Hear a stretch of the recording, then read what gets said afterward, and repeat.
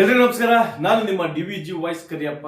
ಇವತ್ತು ಈ ವರದಿಯನ್ನ ಕರ್ನಾಟಕದಲ್ಲಿರ್ತಕ್ಕಂಥ ಪ್ರತಿ KSRTC ಬಸ್ ಸ್ಟಾಪ್ನವರು, ಕಂಡಕ್ಟರು ಹಾಗೂ ಚಾಲಕರು ನೋಡ್ಲೇಬೇಕು. ಯಾಕೆ ಅಂತ ಹೇಳಿದ್ರೆ ನೀವು ಸಹ ಸಾರ್ವಜನಿಕರ ಹಣದಲ್ಲಿ ಜೀವನ ಮಾಡ್ತಾ ಇದ್ದೀರಾ. ಬರೀ ರಾಜಕಾರಣಿಗಳು, ಸರ್ಕಾರಿ ಅಧಿಕಾರಿಗಳು ಇಷ್ಟೇ ಅಲ್ಲ, ಸಮಾಜದಲ್ಲಿ ನೀವು ಸಹ ಒಂದು ಉತ್ತಮರು ಅಂತ ಗೌರವದಿಂದ ಸಾರ್ವಜನಿಕರ ಹಣದಲ್ಲಿ ಸಂಬಳ ರೂಪದಲ್ಲಿ ಪಡ್ಕೊಂಡು ಸಮಾಜ ಸೇವೆಯಲ್ಲಿ ಗುರುತಿಸಿಕೊಂಡಿದ್ದೀರಾ.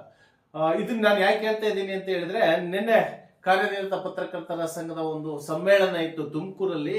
ಹಾಗಾಗಿ ನಾನು KSRTC ಬಸ್ ಸ್ಟ್ಯಾಂಡ್ ಹೋಗಿದ್ದೆ. ಆ ಬಸ್ ಸ್ಟ್ಯಾಂಡ್ ಒಳಗಡೆ ಇರ್ತಕ್ಕಂಥ ಒಂದು ದೃಶ್ಯಾವಳಿಗಳನ್ನ ನೀವು ಹಂಗೆ ಪಕ್ಕದಲ್ಲಿ ನೋಡ್ತಾ ಹೋಗ್ತಾ ಇದ್ದೆ.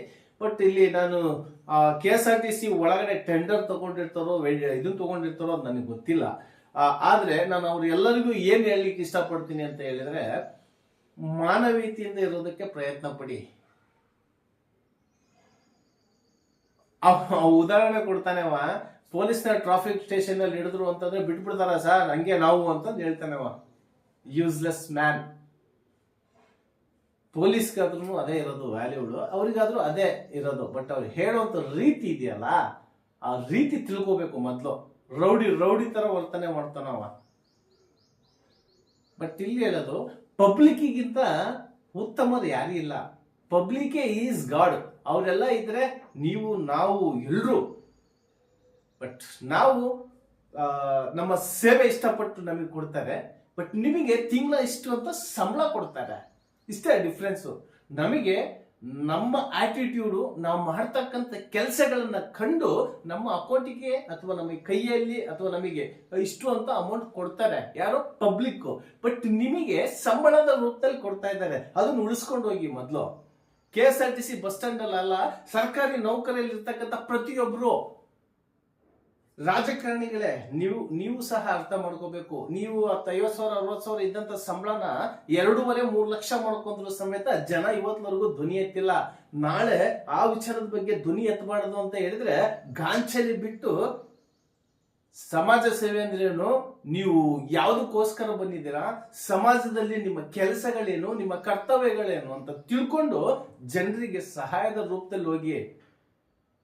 ಯಾವ 4 ಜನ ಬಕೆಟ್ಗಳು ನಿಡ್ಕೊಂಡ್ಬಿಟ್ಟು ಅವನು ಮಾತಾಡ್ತಾನೆ, ಇವನ್ ಮಾತಾಡ್ತಾನೆ, ಇಲ್ಲಿ ಯಾವನು ಡಾನಿಲ್ಲ. ಅವ್ರಿಗೆ ಅವನೇ ಡಾನ್. ಎಲ್ಲರೂ ತಲೆ ಕೆಟ್ಟು ಸಂಸಾರ ಎಲ್ಲ ಬಿಟ್ಟು ನಿಂತ್ಕೊಂಡ್ರೆ ಎಲ್ಲದೂ ನಿಂತ್ಕೊಂತಾರೆ. ಇವತ್ತು ಈ ಸಿನಿಮಾಗಳು ಸಹ ಅದೇ ರೀತಿಯಲ್ಲಿ ಬರ್ತಾ ಇದ್ದಾವೆ. ಇವತ್ತು ಹೀರೋಗಕ್ಕೆ ಯಾರು ಲಾಯಕ್ಕಿಲ್ಲ, ಯಾರು ಆಗ್ಲೇಬಾರ್ದು ಅನ್ನೋ ರೀತಿಯಲ್ಲಿ ಸಿನಿಮಾಗಳು ತೆಗಿತಾ ಇದ್ದಾರೆ. ಜನರಿಗೆ ಏನ್ ಬೇಕು, ಮಾನವೀಯತೆಗೆ ಏನ್ ಬೇಕು, ಸರ್ಕಾರಿ ನೌಕರರು ಏನ್ ಮಾಡಬೇಕು, ಅರೆ ಸರ್ಕಾರಿ ನೌಕರರು ಏನ್ ಮಾಡಬೇಕು, ಇದನ್ನೆಲ್ಲ ಜನರಿಗೆ ಯಾವ ರೀತಿ ತಿಳಿಸ್ತೀರಾ ನೀವೆಲ್ಲ? ವಿಲನ್, ಎಲ್ಲರೂ ವಿಲನ್ ಆಗ್ಬೇಕು. ಹೀರೋ ಯಾರಾಗಬೇಕು? ಹೀರೋ ಆದ್ರೆ ಸೆಂಟಿಮೆಂಟು ಲೈಫ್ ಲಾಂಗ್ ಹಾಗೆ ಇದ್ಬಿಡ್ತಾನೆ.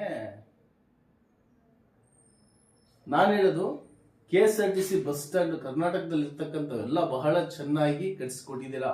ಮೊನ್ನೆ ಶ್ರೀ ಸಿದ್ದರಾಮಯ್ಯನವರೇ, ಯಾರ್ಯಾರ ಆಡಳಿತದಲ್ಲಿ ಯಾವ್ಯಾವ ಸ್ಕೀಮ್ ಬರುತ್ತೋ, ಏನೇನ್ ಬರುತ್ತೋ ಗೊತ್ತಿಲ್ಲ. ರಾಜಕೀಯದ ಬಗ್ಗೆ ನಾವು ಮಾತಾಡೋದೇ ಬೇಡ ಬಿಡಿ. ಯಾಕೆಂದ್ರೆ ಪಾಪ ಅವರು ಕೋಟಿಗಟ್ಟಲೆ ದುಡ್ಡು ಹಾಕ್ತಾರೆ, ಕೋಟಿಗಟ್ಟಲೆ ದುಡ್ಡು ಬಾಚ್ಕೋಬೇಕಲ್ಲ.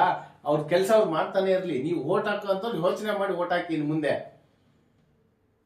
ಈ ಬಸ್ ಸ್ಟ್ಯಾಂಡ್ ಒಳಗಡೆಗೆ ಗಲೀಜಾಗುತ್ತೆ ಅಂತ ಎಲ್ಲ ಮಾಡ್ತಾ ಇದ್ದಾರೆ. ಅಲ್ಲಿ ಒಳಗಡೆ ವರ್ಕರ್ಸ್ಗಳು ಇರ್ತಾರ, ಅವ್ರ ಮೇಲೆ ಒಂದು ಕಣ್ಣು ಇಟ್ಟಿರಿ. ಏಕವಚನಗಳು ಪಬ್ಲಿಕ್ಗೆಲ್ಲ ಮಾತಾಡ್ಕೊಂಡು ಹೇಳನಕಾರಿಯಾಗಿ ಮಾತಾಡ್ತಕ್ಕಂಥ ವಿಚಾರ ಬಿಟ್ಟು ಒಳ್ಳೆ ವಿಚಾರವನ್ನ ತಿಳಿಸಿ, ಗೈಡ್ಲೈನ್ಸ್ ಕೊಡಿ, ಆದೇಶ ಇರ್ಲಿ ಅವ್ರಿಗೂ ಸ್ವಲ್ಪ. ಯಾರಾದ್ರೂ ಮುಖ ನೋಡ್ಬಿಟ್ಟು ಪಂಜೆ ಹಾಕ್ಯಂಬ ಅಂದ ತಕ್ಷಣನೇ, ಟೋಲ್ ಹಾಕ್ಯಂಬ ಅಂದ ತಕ್ಷಣನೇ, ಬಾಯಲ್ಲಿ ಎಲ್ಲಡಿಕೆ ಎದ್ದ ತಕ್ಷಣನೇ ಕೀಳಾಗಿ ನೋಡೋದ್ ಬಿಡಿ. ನಿನ್ನೆ ನಡೆದಂತ ಒಂದು ಘಟನೆ ಇದು, ನೀವೇ ನೋಡಿ. ಹೋದ್ರಿ ಅಂತಂದ್ರೆ ನಾವು ಫೈನ್ ಹಾಕ್ತಿವಿ ಅಂತ ಹೇಳ್ಬಿಡ್ರಿ. ವಾಶ್ರೂಮ್ ಇದೆ, ಅಲ್ಲಿಗೆ ಹೋಗ್ರಿ ಅಂತಂತ ಹೇಳ್ರಿ. ಮೇಡಮ್, ನೀವು ಒಂದು ಇದನ್ನ ಮಾಡಿ, ವಿಡಿಯೋ ಮಾಡಿ ನಾವ್ ಯಾಕ್ ತಗೋಬೇಕಾ? ಬುದ್ಧಿ ಕಲಿತೀರಾ ಬೇರೆ ವಿಡಿಯೋ ಹಾಕಿ ನೀವೇ ಮಾಡ್ಬೇಕು. ಈಗ ಮಾಡಿ ಅವ್ರಿಗೆ ಇಲ್ಲ ಅಂತಂದಿರಿ, ನಾವೇನ್ ನೀವು ಬುದ್ಧಿ ಕಲ್ಸೋದು? ಹಾ? ಸೋಷಿಯಲ್ ಮೀಡಿಯಾ ಬ್ರದರ್, ಇದು ಶೇರ್ ಮಾಡ್ತಾನೆ ಅದೇ ಉಗಿತಾರೆ. ಬಂದಿಲ್ಲ ಮೇಡಮ್, ನಾನು ತಪ್ಪಾಗಿದೆ, ನಾನು ತೊಳ್ಕೊಂತೀನಿ, ನೀವು ತೊಳ್ಕೊಳ್ಳಿ ಅಷ್ಟೇ. ನಂದು ತೊಳ್ಕೊಳ್ಳೋದು ಏನ್ ಹೇಳ್ತೀಯ ಮಗನೇ? ನಿಂದು ನೋಡ್ಕೊಂಡಿಲ್ಲ, ನಾನ್ ನಿಮ್ ಬಗ್ಗೆ ಹೇಳಕ್ ಬಂದಿಲ್ಲ. ಅಲ್ಲ, ನಂದೇ ತೊಳೆದ್ ನೀನ ಮಗನೇ, ನಿಂದಷ್ಟು ಮಾತಾಡ್ಕೋ. ಅಲ್ಲ, ನಾನ್ ಏನ್ ಹೇಳ್ತಾ ಇದ್ದೀನಿ ಬ್ರದರ್, ನೀನ್ ಬಾರಿ ದಿಮಾಕದಿಂದ ಮಾತಾಡ್ತೀಯ. ಹಾ, ಅಲ್ಲ ಉದ್ರಸ್ಕೊಂತಿ ಬಾಯಾಗಿನೋ ನೀನು. ಎಷ್ಟು ಮಾತಾಡೋದು? ನೀಟಾಗಿ ಮಾತಾಡ್ತಿಲ್ಲ ಯಾರಿಗಾರ? ಮನೆಯಿಂದ ಮಾತಾಡ್ತೀಯೇನೆ ನಿಮ್ಮ ಅಕ್ಕನ ತಾಯಿಗೆ? ಇಬ್ರು ನೋಡ್ರಿ.